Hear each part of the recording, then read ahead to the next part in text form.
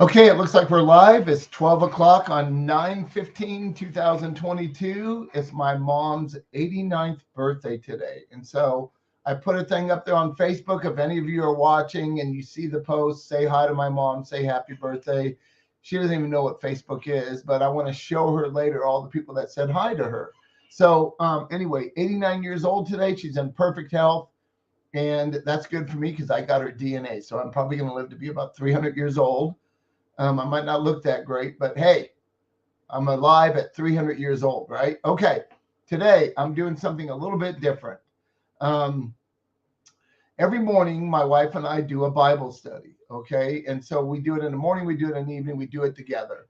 And you don't necessarily need to be a Christian to listen to this, to hear this. It's not really about that. What it's about is, believing in yourself and expecting great things for your business. It doesn't matter if you're a small service business or a big corporation, right? Like if the way we think about ourselves and about our business is a direct influence on how that business is going to grow.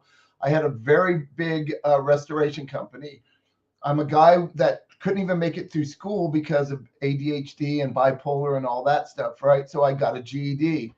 But I was able to grow this big, giant restoration company because I believed in myself and I expected great things, right? I never looked at things at what I was doing as small. I always had dreams outside of the box, always.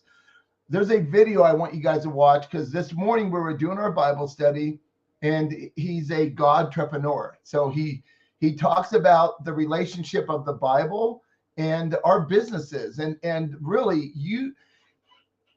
even if you're not a Christian, you don't believe, let's say you don't believe in God, and I feel sorry for you if that's how you feel, but you feel that way, okay? It doesn't matter. The Bible is the best marketing book there ever written. It tells you exactly how to treat people, how to treat your clients. It tells you how to treat your spouse, right? It gives you all these examples of how you should live your life, so you live in harmony with other people, right?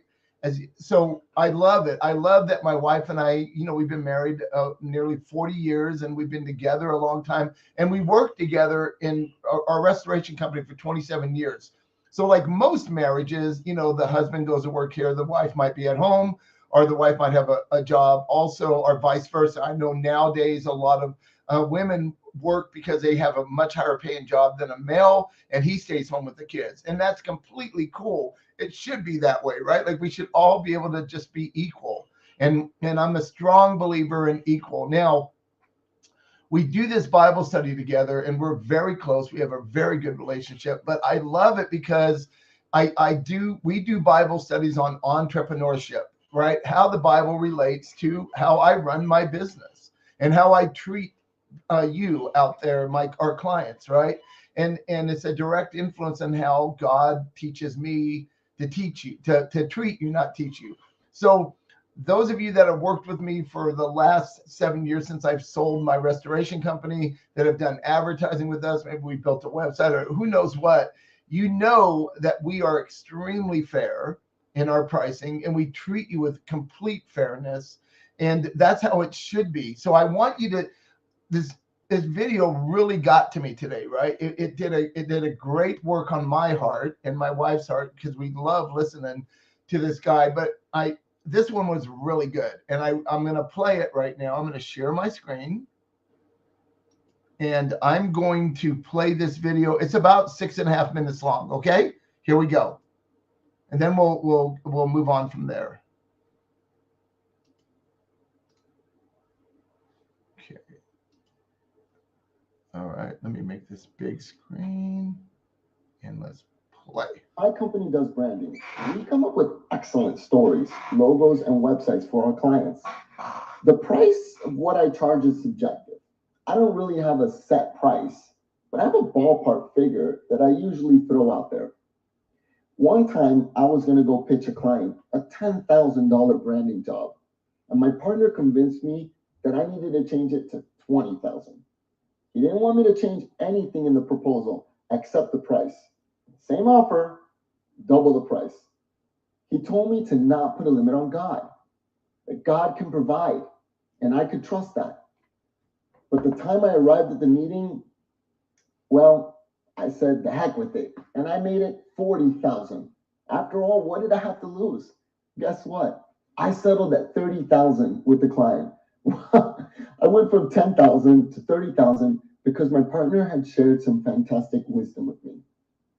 We do this as Godpreneurs sometimes. We expect too little. Well, guess what? We receive little. Most of us would have to give an honest answer that we put a limit on God. We don't expect God to be present in our business at the time. We don't expect God to have a plan for our life. We don't expect God to create and care. We don't expect Him to ever show up in our prayers. This limitation is why many of us remain broke, financially in debt, and living paycheck to paycheck. This limitation is why we're not millionaires.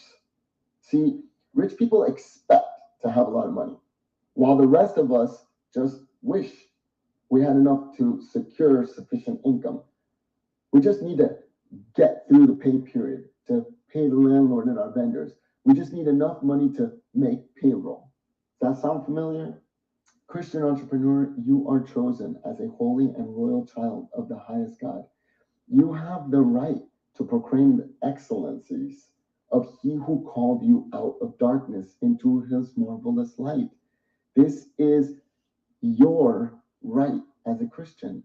Listen, if we ask for just enough, God's going to give us just enough. God gives us what we ask for. But if we think big, like my business partner asked me to, then we're presenting a bigger jar. So if you're watching this, the replay or watching right now, if you're not a Christian, it's the same thing. It's how you believe in yourself and what you believe that you can really do, right, with your life is really going to happen. Like I said, I'm a guy that got a GED that had college people working for him. So I thought big, and I've always thought big, right? And so it's extremely important that we all think way outside our boxes, because none of us at all as entrepreneurs are Godpreneurs need to think small at all. Now, I'm in line with this guy because I believe in Christ and I believe that God gives all good things to us, right? And so I expect big things. So let's just keep listening because it's really good. So just put yourself in a place of thinking outside the box here. For God to fill. Jesus said in Mark 11:23, honestly, I tell you, whoever says to this mountain, be taken up, thrown into the sea, and does not doubt it in his heart, but believes that what he says will come to pass, it will be done for him. What Jesus is saying is that there is no limit to what God can do in your life. If you limit God, you define how He can work in your finances. If God is God, then you should broaden your expectation of Him to show up in your business's finances. It's a hard lesson that you learn every time next month's rent is due, and you're barely making it. If you think back, there are times that you did expect God to blow your mind radically, and He did. Maybe it was in your finances or in other areas, but it's already happened. It happened because you expected it. God wants to come into the Godpreneur's business finances in a manner and sometimes even unexpected ways. He wants us to be rich in correlation with our expectations and be 100% dependent on Him to provide. We need to expect that He will impact our bank accounts. We need to expect miracles to happen in our finances because we're trusting. We're hard workers. The equation is simple for us Godpreneurs. When we're thinking big, we act big, which opens up more opportunities for us to make money. Small thinking means small money. Big thinking means big money. A friend of mine once told me, Alex, if you want to make $1 million, you need to figure out how to help 1 million people. That statement profoundly made me change the way I thought of my potential customer base. Could I actually influence 1 million Christian entrepreneurs worldwide? And if so, how? This how is what made me to think about launching GodpreneurAcademy.com. This is a site where I equip Godpreneurs worldwide to be ministers in their marketplace. Since there's no limit to the number of members I can have, I've lifted the restriction of my income. And I can consciously decide if I want to blow this thing out up and be a worldwide brand. This ball is in my court now. It's in my expectations whether I'll make $1 million because I want to help 1 million people. Now, this is a little warning to service-based businesses. Remember how I told you I do logos and websites? This is why I wanted you to hear this, because I deal with a lot of service-based businesses, cleaners, restoration companies and stuff. So I thought it was pretty interesting. There's a limit to the number of logos and websites I can serve, right, in a 24-hour period. Therefore, there's a limit on that income, right? Yes, I could charge more for the websites, but even then, I mean, it's not like I can charge $1 million for a website. I mean, yes, I could. It's just going to be a terribly big website. But realistically, I need to think bigger. I need to think about how I can deliver quality products that aren't dependent on my time, because quality has no limit. This is where I started teaching other branding people how to launch businesses in just 2 days. I've literally changed from being the branding guy to being the teacher to the branding people. This is the kind of thought that leads to $1 million, because I'm wanting to help more people because they're helping more people. And for your business, you need to become the owner of a chain of stores or some other way you can duplicate yourself. And if you don't know how your business can be scaled to make $1 million, you need to surround yourself with others who do. Because as the author of Secrets of the Millionaire Mind says, if you want to fly with the eagles, don't swim with the ducks. Here's a Godpreneur rule. Think big to affect others with ambitious thinking, and figure out how to show millions of others how to take steps necessary to be successful. Okay, anyway, there's that, right? Hold on, let me stop sharing. Okay, let me make this smaller. Let me go back to StreamYard. Okay, all right. So I really enjoyed that study this morning, because really it's what I've done most of my life, right? When I was in school and I was in grammar school, right, I was in those special classes. Like I had to go to because I couldn't learn like other kids, right? I wasn't doing it the same way. And so I was in a special class with, handicapped children and stuff like that had really bad learning disabilities, right? So I was put into that class. So I was labeled at a young age that I was completely stupid. There was no way I was ever going to learn anything. There was no way I was ever going to amount to anything. And I was pushed down. I keep telling my son I do this every day at 12 to 12:30. Let me just tell him in live once again. What time is it? Oh, it's 12:13. Yeah, get on the show and I'll call you back in 15 minutes later. Bye. So anyway, my son doesn't hear me. Anyway, I don't know that a lot of you have ever heard the story of when I was young. I was in the special class. I had very bad disabilities at learning. I could not learn like other people. I had to learn visually. I was dyslexic. I was ADHD, bipolar, all that stuff. I still have all those problems. I still have all those, parent life. I still have all those problems. I just learned how to utilize them to my benefit, to my advantage. Okay. I talk to a lot of business owners every day, and this is really on my heart today after watching the Bible study my wife and I did this morning, because I really feel like so many of you could so double your incomes and triple your incomes if you just believed in yourself a little bit more. I flunked kindergarten. I have never met anybody that flunked kindergarten. I haven't met any. Maybe you have, and now you have me. I flunked kindergarten. I could not do what other kids did. I was too wild, too out of control. So I had to figure out I was already told through grammar school, I was already told I was never going to make it. There was no way, man. I'm going to be probably in some kind of a home or something like that. Well, the complete opposite thing happened because I did not let what other people said about me or thought about me get in my way. Now, when I was younger, it did, because you know how it is when you're young and you're in school and there's these bullies and they make fun of you. And I was like an ugly looking kid and big ears and shaved head and all this kind of stuff, right? So I had it a little tough. And then, I grew up a little bit and some of that changed, right? And so, I just decided that I didn't care what everybody thought about me. I was going to make my own rules, and I did.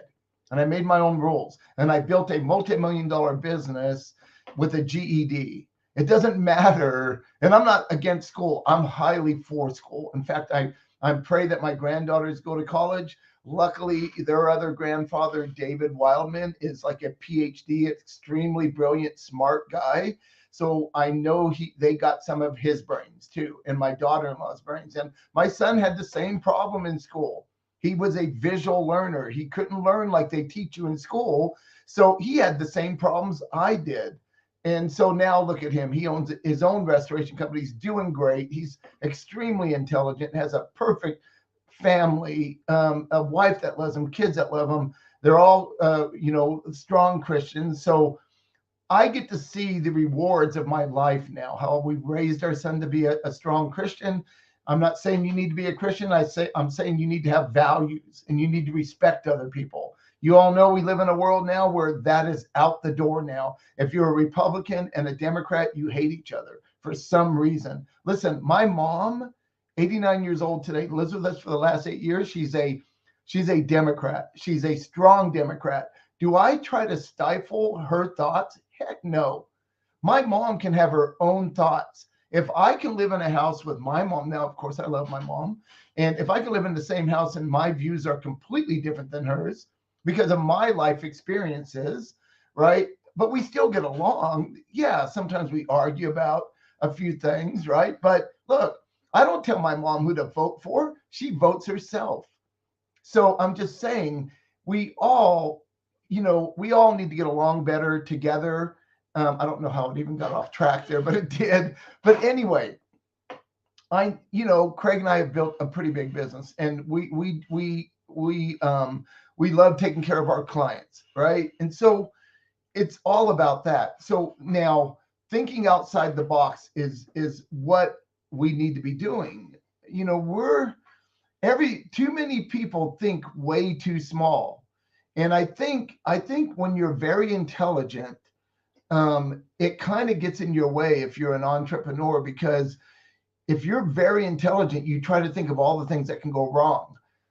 Thank God that God made me the way he made me, right? ADHD, bipolar. I don't have the capacity to think like somebody that's a PhD. I just don't have that. I'm smart enough to hire somebody like that to get the answers I want in layman terms. I'm very good with that. And I've had high college degree people work for me my last 33 years. Okay. So, because there are certain parts of a business where you need an accountant. You can't be a GED person and understand accounting unless you just study it day and night on your own, right? So you need people that have that kind of knowledge. But a true entrepreneur is fearless.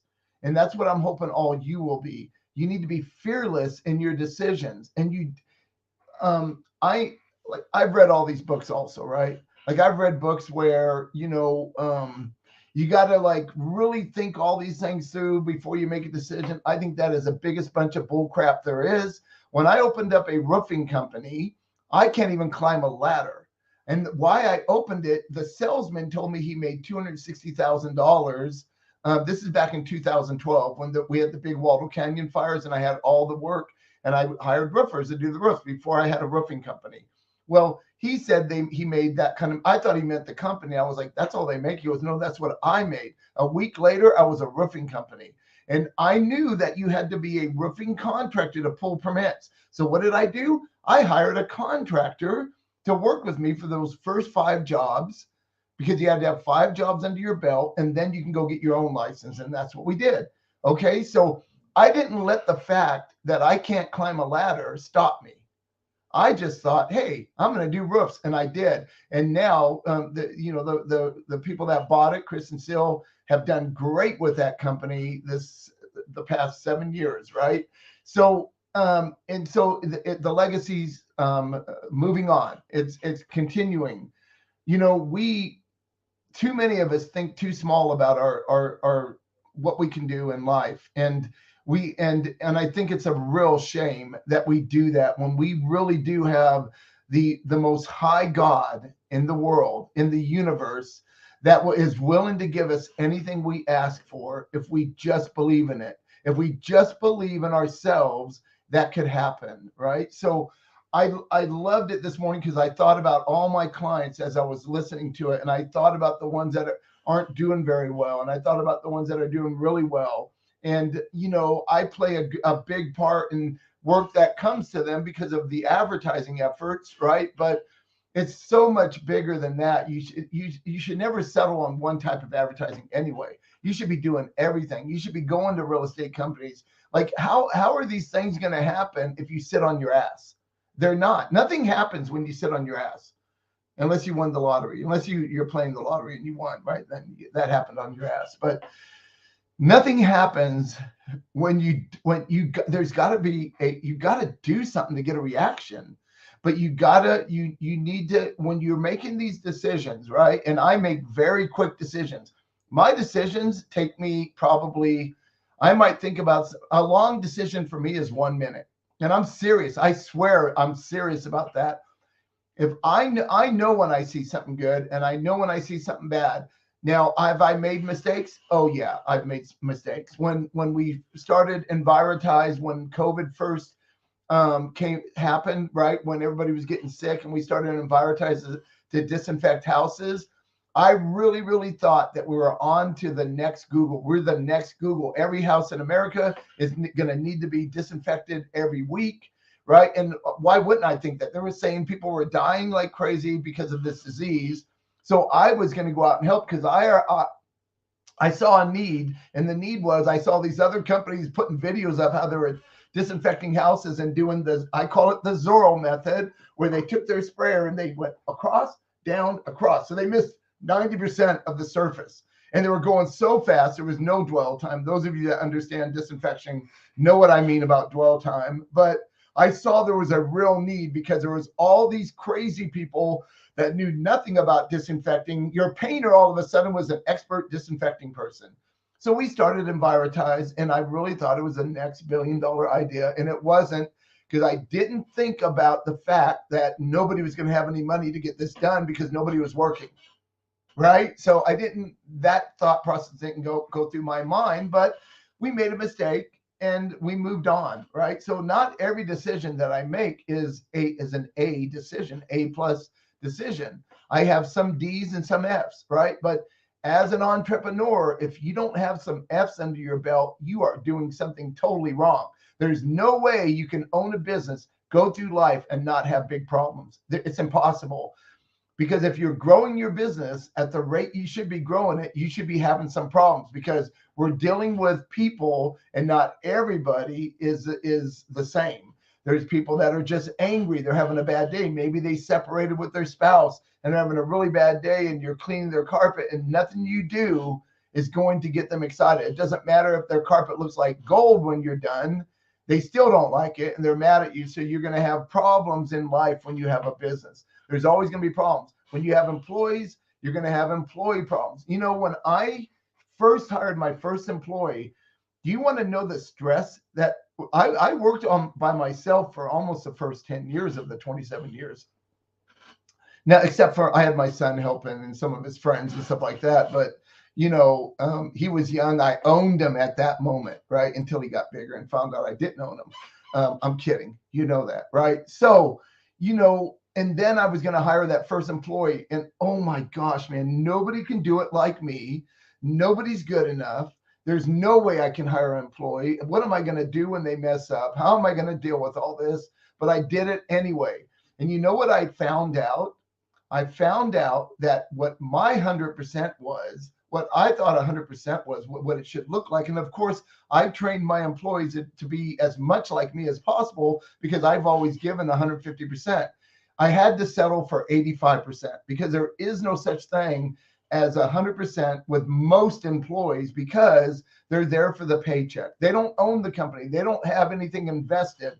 They don't even know that there's an opportunity for them to own their own company. They think they have to work for somebody else, right? And that's not true. We live in a country where you can do anything you want and you just have to do it, right? You just have to believe in yourself, get out there and do it and work really, really hard, and you can grow something, right? And then you can start growing something. Today, the Bible study my wife and I watched helped me understand that myself because I've always been the type to, I've always worked really hard. I'll never stop. It doesn't matter that I'm 65. I don't know what you're supposed to feel like, but I feel like a 20-year-old. I feel great. I exercise, I eat good, and I have a lot of energy. There's 20-year-olds that can't keep up with me. But I really, really believe in myself. And, you know, in the beginning, when you first start going out and getting in business, you know, you're not sure yet, right? Because I didn't have any practice owning a business. I just started a business and I just started doing exactly what I thought you should do. Answer the phone, show up 10 minutes early, and give 150%. There's all these books out there on how to run your business and how to do all this stuff.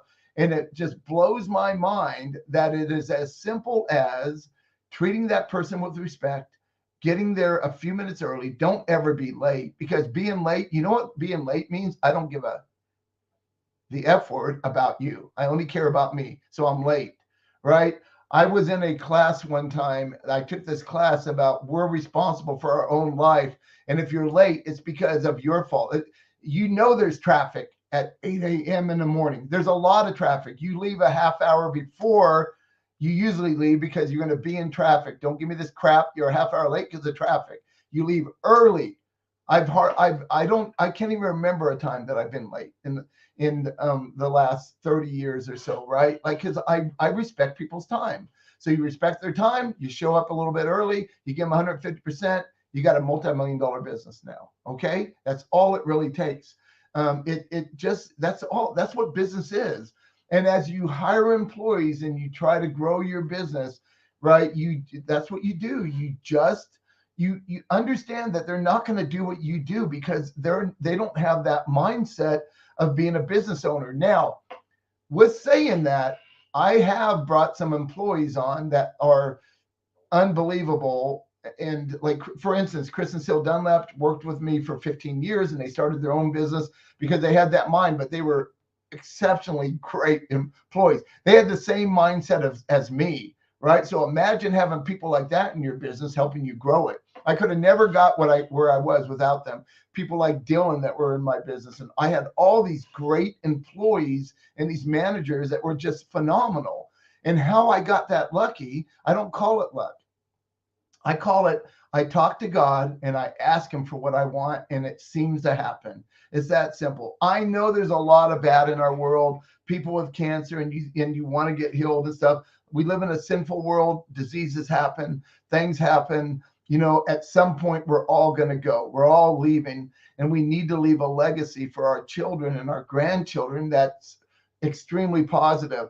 I love it that my son got to see how I ran my business since he was a young kid, right? And now he runs his business the same way. He takes care of people. He has integrity, right? It's come full circle. When your child succeeds, and you were a direct influence on how they succeeded because they were in your business and they watched what you did, and now they might not do it when they're young. Like, he didn't do stuff when he was younger, and I thought, like, you know, it wasn't a good deal sometimes. But now I look at him and I look at his business and I think, oh my gosh, God, this is my biggest blessing. The biggest blessing I've ever gotten, my wife and I, is our son, our daughter-in-law, our grandchildren. That they're a Christian-based family. They have strong beliefs in helping people and being good human beings, right? So that's success. Money's not always success. People think it is, but it takes money to hire the right people and to move forward and to pay your bills and, you know, to do all that stuff. It takes that. So you got to think outside the box. You can't keep yourself locked up. A lot of my clients are owner operators. They're single truck operators. Some of them are doing really good with that. They're happy there. But at some point, you need to have somebody that can do what you can do, or a couple of people, or unless you've saved a bunch of money and you're going to retire, that's great if that's what you want to do. Because service businesses, you're not going to be doing that at 70, 80, 90. Not everybody can do that, right? So you do something that's much easier for you, or you have people that can carry on your legacy, right? And move ahead. And you can't do that unless you have somebody trained to do that. Maybe you're happy with being a single business. Well, charge a little more if you're an owner operator. Get out there and really just help people, right? And you can start and give them 150%, and you can charge more, because our clients, the population that hires us, homeowners, renters, whatever it is, whatever our service is, that all they know is about what the cost is, but they're also thinking of the value. So the cost is directly related to the value. What is the value of what I'm about to get? Like I just got these new glasses, and I got these new glasses here, right? Because it's been a couple of years since I've had glasses, and I needed an eye exam, and my eyes it was starting to be a little blurry. So I got these new glasses. I didn't go to one of the big box stores, right? I went to a very high-end eyeglass place. My glasses cost me 3 times what they normally do, but they're so much better. It's so clear, and I see the difference now in the lens, right?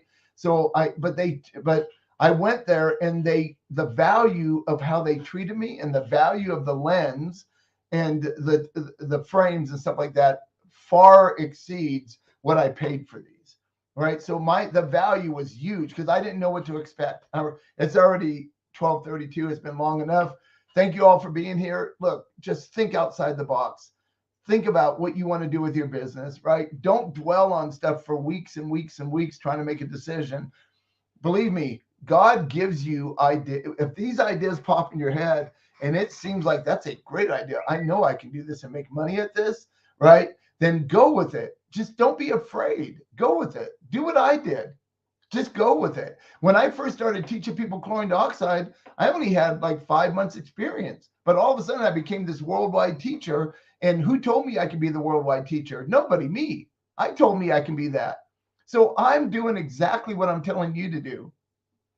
There was no reason for me to be teaching people around the world in the beginning. Now I have a lot of knowledge. It's been 7 years now, and talking to thousands of calls, right? And I know a lot about what we do now as far as odor control and mold remediation and all that, because I did all that in my own business. But chlorine dioxide gassing, I only had 5 months, but I became this worldwide teacher at it, right? Because I believed in myself. I believed, and I knew enough, right, to actually teach people. Because most people would have said, oh my God, I need like 10 years experience to even think about being that person. I don't think that way. There's nothing impossible in this world, except the only thing impossible is what's in here. That's the only thing that stops you from being great. It's this. This stops everything. Use your heart, listen to God. And if you don't know God, I hope that you do someday, right? But if you don't, it's the same deal, right? You have the power to be anything you want to be. You just got to do it and believe in it. And believe in it every second of every day, and go for it. Okay. Just go for the sky, go for the universe. Quit holding yourself back and being little, because there's no reason for it at all. All right. Have a great day. God bless you all. Thank you for watching. Woo! This was awesome. All right. Bye-bye now.